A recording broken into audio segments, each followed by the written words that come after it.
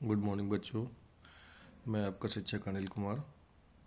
आज दिनांक 9 फरवरी 2024 को अटल आवासीय प्रवेश परीक्षा 2024 में विज्ञान विषय में विद्युत धारा का प्रभाव तथा प्रकाश से संबंधित कुछ महत्वपूर्ण प्रश्नों का वीडियो भेज रहा हूँ। आइए व्याख्या देखते हैं। पहला क्वेश्चन, परावर्तित किरण और अविलंब के बीच बना कोण क्या कहलाता है? परावर्तित किरण अर्थात किसी भी दर्पण पर पड़ने वाली किरण के बाद, परावर्तन के बाद जो किरण बनती है उसे परावर्तित किरण बोलते हैं, और अविलंब यानी सीधी रेखा के बीच जो कोण बनता है उसे परावर्तन कोण बोलते हैं। प्रकाश के परावर्तन के लिए आवश्यक है आपतन कोण और परावर्तन कोण बराबर होते हैं। आपको हम पहले बता चुके हैं। जब भी प्रकाश की किरण किसी चमकीले धरातल से टकराती है तो जो आपतित किरण होती है और परावर्तित किरण दोनों बराबर होती हैं। उत्तल दर्पण के सामने रखी वस्तु का प्रतिबिंब कहाँ बनता है? तो बच्चों, उत्तल दर्पण के सामने रखी वस्तु का प्रतिबिंब दर्पण के पीछे बनता है। उत्तल दर्पण पर प्रतिबिंब सदा बनता है। कैसा बनता है? ध्रुव व फोकस के बीच में, फोकस और ध्रुव के बीच में उत्तल दर्पण पर प्रतिबिंब बनता है। यदि किसी व्यक्ति को अपना प्रतिबिंब सीधा व बड़ा दिखाई देता है तो दर्पण है अवतल दर्पण। अवतल दर्पण में सीधा और बड़ा प्रतिबिंब दिखाई देता है।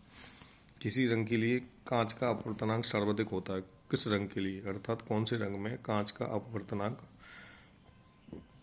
रिफ्रैक्टिव इंडेक्स जो होता है सब सर्वाधिक होता है? वो होता है बच्चों बैंगनी। श्यामपट काला दिखाई देता है, क्यों? आजकल तो व्हाइट बोर्ड्स चल रहे हैं बच्चों, पहले श्यामपट यानी काले बोर्ड्स चलते थे पहले, तो उसका क्वेश्चन पूछा गया ये काला क्यों दिखाई देता है? क्योंकि ये सभी रंगों को अवशोषित कर लेता है और कोई भी रंग परावर्तित नहीं करता, इसलिए वो काला दिखाई देता है। प्रकाश की चाल सबसे अधिक किस में होती है? तो बच्चों, प्रकाश की चाल सबसे अधिक निर्वात में होती है, यानी वैक्यूम में, जहाँ कोई भी हवा ना हो। आइरिस वाले छोटे छिद्र को क्या कहते हैं? तो आँख के बीच में वाइट हिस्सा होता है, उसके बाद एक काला हिस्सा होता है, उसके बीच में एक हिस्सा होता है, उसे पुतली बोलते हैं। जिस बिंदु से नाड़ियाँ मस्तिष्क को जाती हैं उस बिंदु को क्या कहते हैं? अंध बिंदु, यानी ब्लाइंड पॉइंट। हमारे चेहरे के जो भी अंग हैं या हमारे शरीर के जितने भी अंग हैं उन सभी से हमारी नर्व्स जुड़ी हैं, यानी नाड़ियाँ जुड़ी हैं, जो कि मस्तिष्क के, जो कि नर्वस सिस्टम है हमारा, सेंट्रल नर्वस सिस्टम, वहाँ तक पहुँचती हैं, जो सभी अंगों को संदेश देते हैं कि उस हिसाब से काम कीजिए।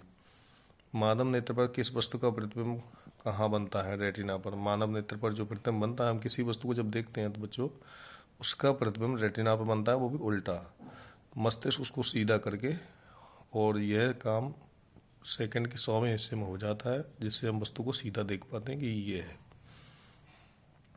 दूरदृष्टि दोष की स्थिति में प्रतिबिंब कहाँ बनता है? रेटिना के पीछे। ये एक दूरदृष्टि दोष यानी जिसमें पास की वस्तु दिखाई नहीं देती, इसमें प्रतिबिंब रेटिना के पीछे बनता है, इसलिए वस्तु स्पष्ट दिखाई नहीं देती।